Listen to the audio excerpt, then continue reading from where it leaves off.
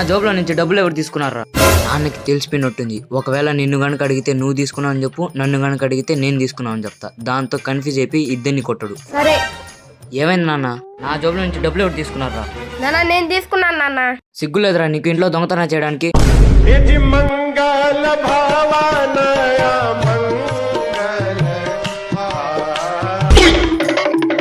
ఏ మచ్చా చెప్పురా. ఎక్కడికి వెళ్తున్నావురా? హాస్పిటల్కి వెళ్తున్నారా? ఎందుకురా? 2 రోజులు కొడుకు నడవలేకపోతున్నాడంట, మాట్లాడలేకపోతున్నాడంటరా. ఏమైందిరా? ఇప్పుడే 2 గంటల ముందు పుట్టాడంట వాడు.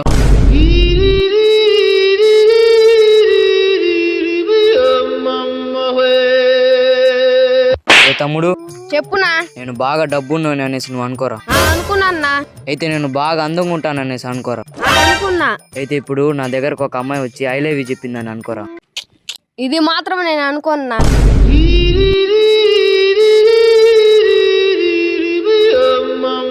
తమ్ముడు చెప్పునా. నేను టీచర్ అవుతానురా. ఎందుకన్నా?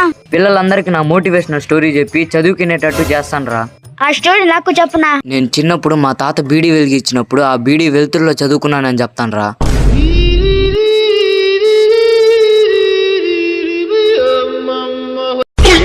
చెప్పరా. నేను పెళ్లి చూపులు పోయారంట కదరా. అవునరా. పెళ్లి చేసుకుని అన్నామంట కదరా. అవునరా. ఏమరా అమ్మాయి నచ్చలేదా? కాదురా. మరి ఎందుకు చేసుకోలేదురా? వాళ్ళు 7వ ఎక్కం అడిగారురా. 7 ఎక్కమే కదరా, చెప్పేసి ఉండాల్సింది కదా. నాకు 5వ ఎక్కం వరకే వచ్చిరా.